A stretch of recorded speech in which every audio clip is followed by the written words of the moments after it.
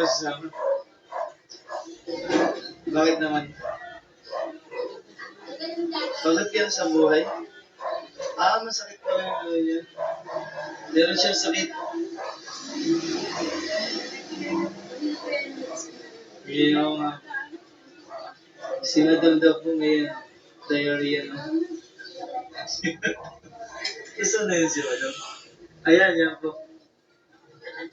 Menopause na. Walang kala. Walang kala mo lang.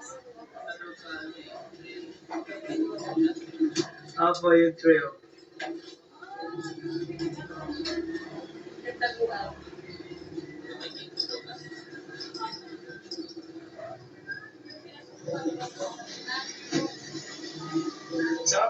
Saan ka pupunta, mami?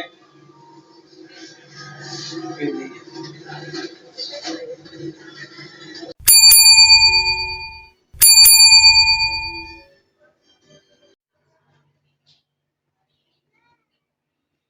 Ayusin lang natin ha.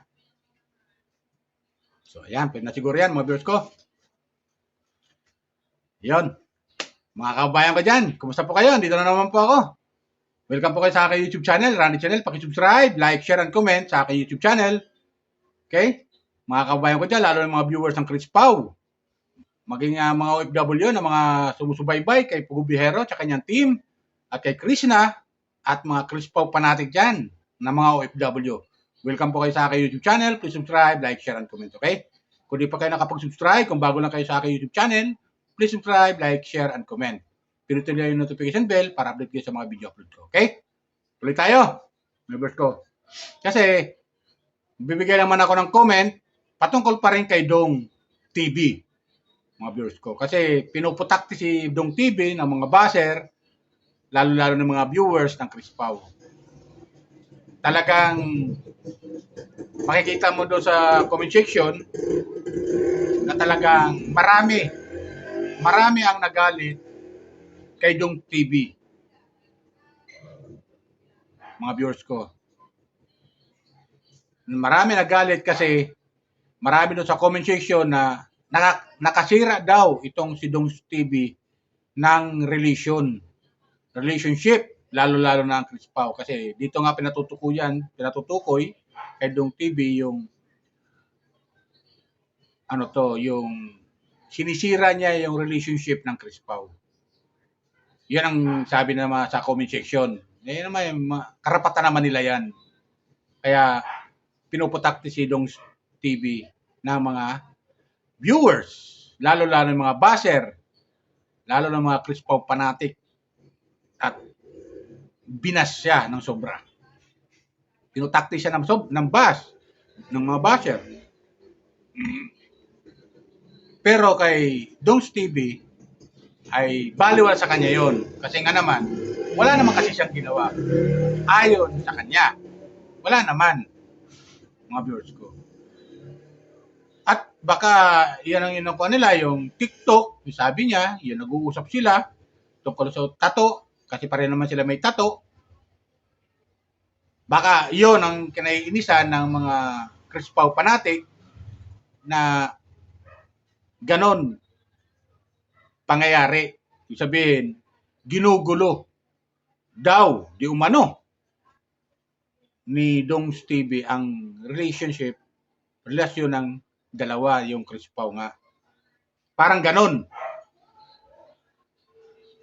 Pero, sa nakikita ko naman mga viewers ko, wala naman kasi masama.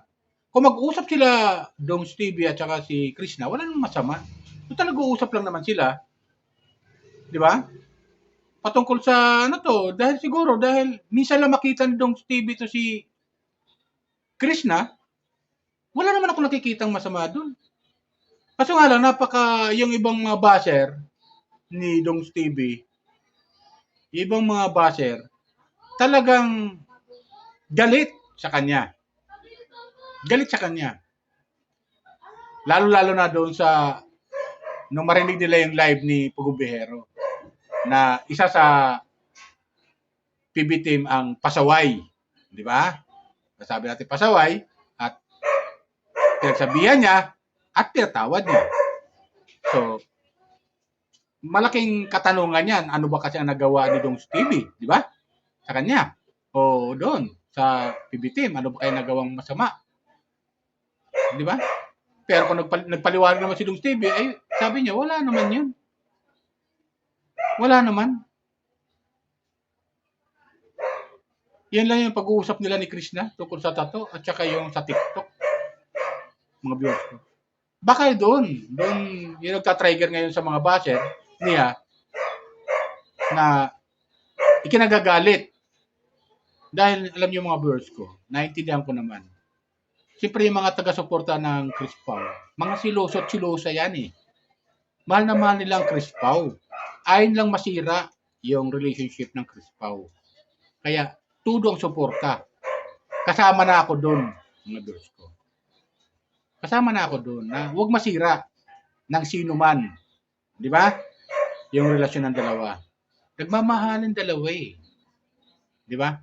Yan lang sa akin yung comment ko dyan. Para makaidong, dapat.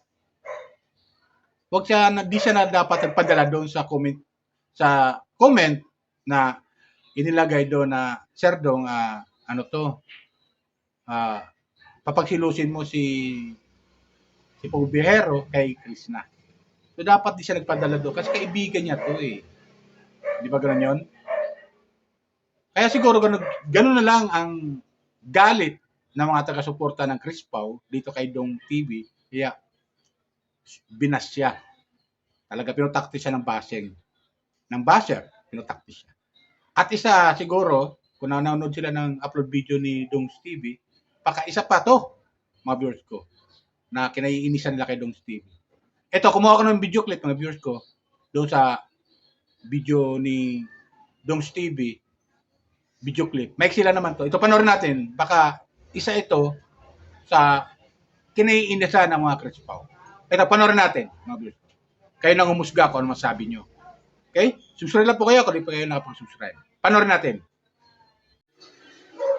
Kailangan maganda ka dito. Hindi ka ba sasama? Bakit naman? Pagod yan sa buhay? Masakit pala yung buhay niya. Meron siyang sakit. Ngayon nga. Sinadamdam po ngayon. Diarrhea na. Isa na yun si Madam. Ayan, yan po. Menopause na. Wala pala. Wala pala mula. Ako yung trail.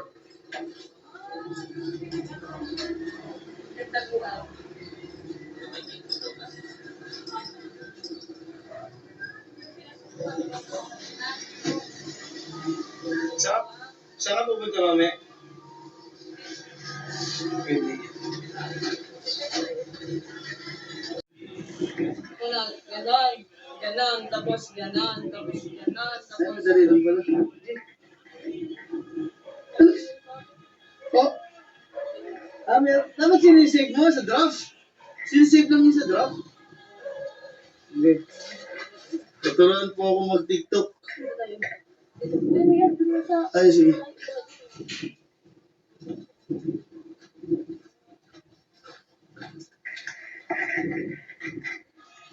Okay. Okay, step.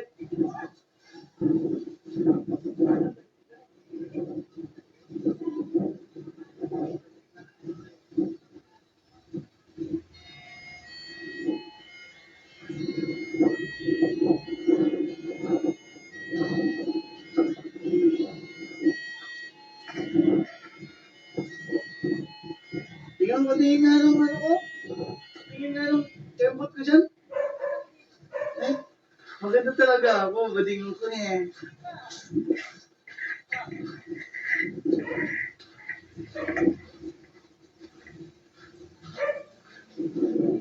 Ganda talaga ng view, oh, grabe.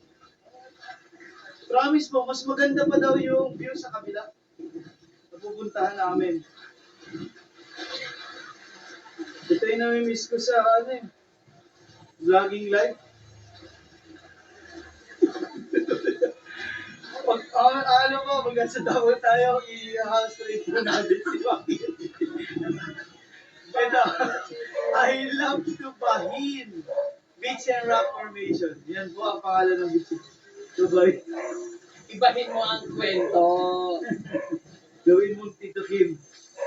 Alam mo ba ang kwento? Dati na nakakagod, tara. Alam mo, Pagod ako. Tara, huwag na tayo mag-cut. Sila na lang. Oo.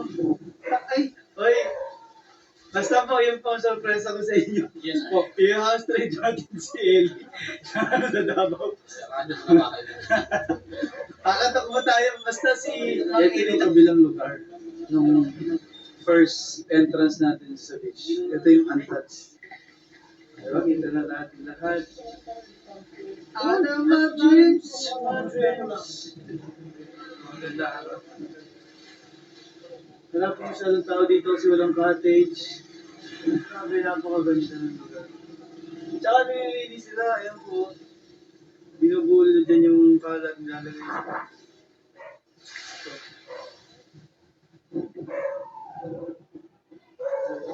ito yung mga memories na nabibuild namin sa aming mga videos. Sama-sama kami. Ganito kas gagandang lugar, mapayapa, and masaya lang.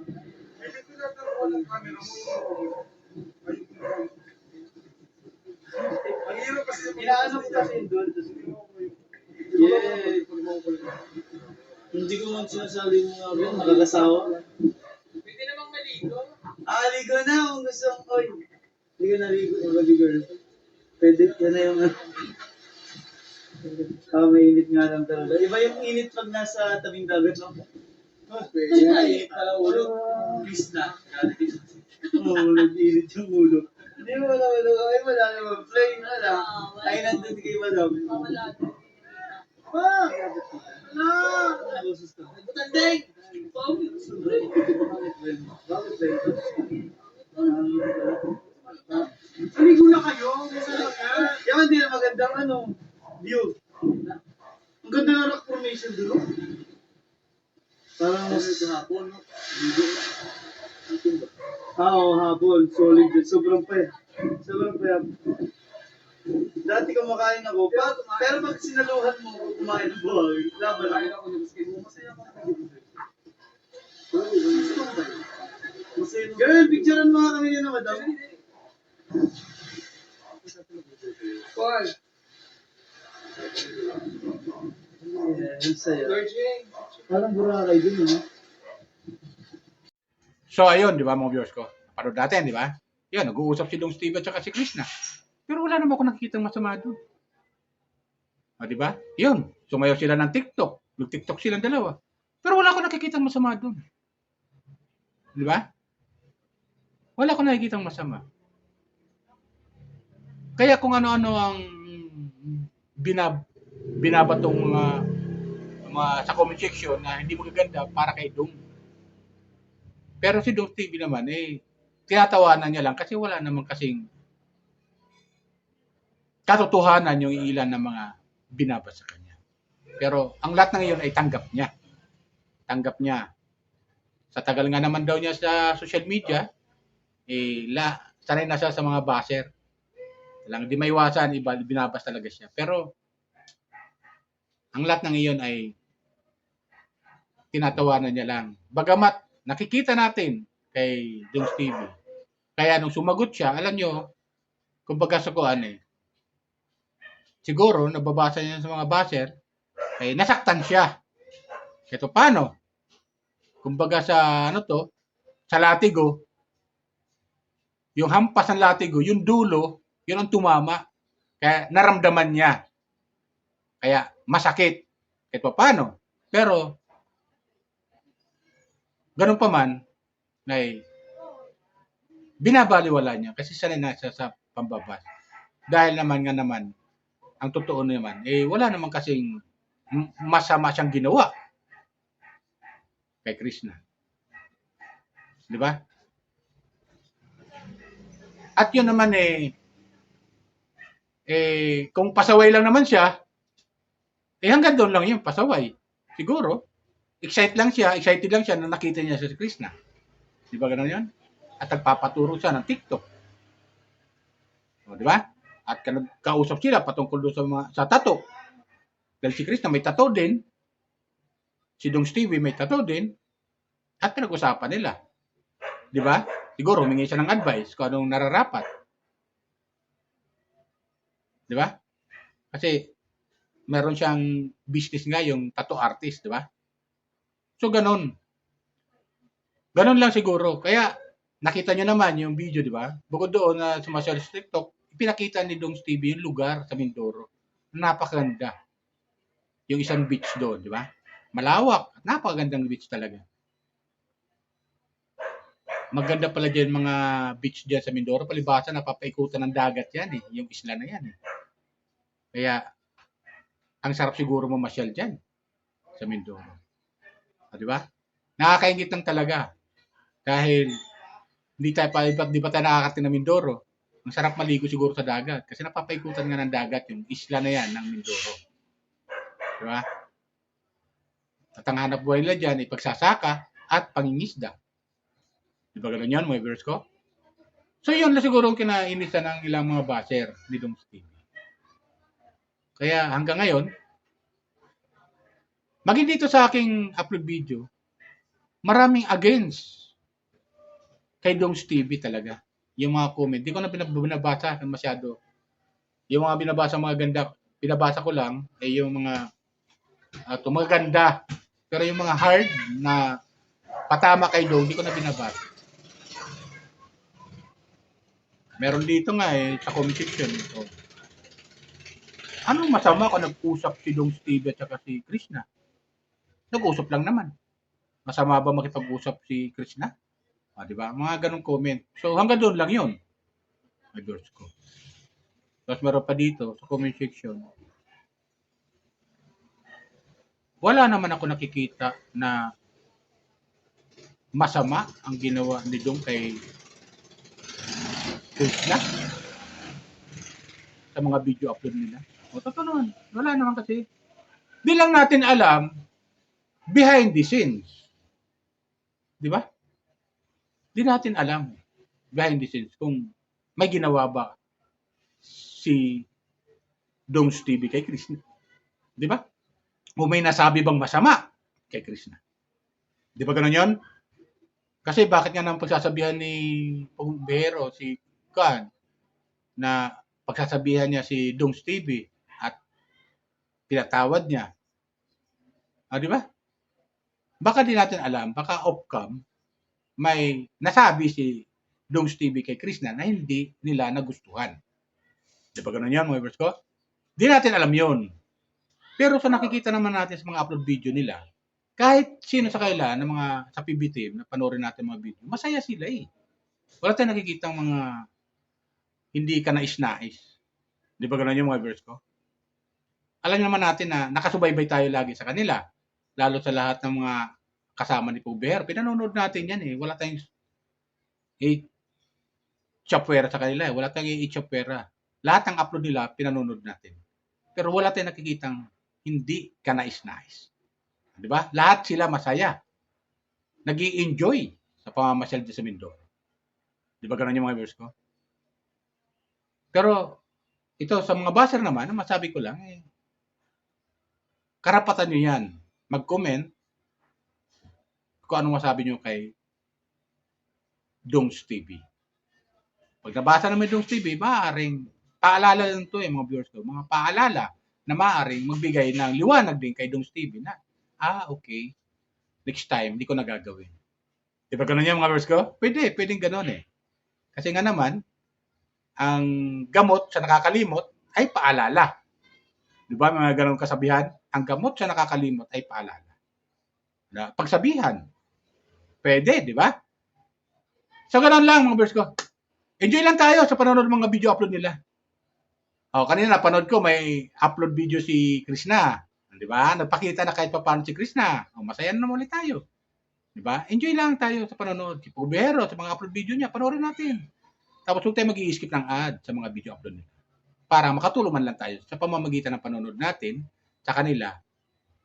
Di ba? Yung mga advertisement, huwag natin i-skip para makatulong tayo. Kahit sa maliit na bagay na paraan, makatulong lang tayo. Okay? Yan sa akin, mga bros ko. Sana gusto niyo aking comment, reaction patungkol kay Krishna at kay Doms TV at kay Pugubiero. Okay? Yan lang sa akin. Bye! Ingat po tayo lagi. Pagpalain po tayo ng pumay kapal.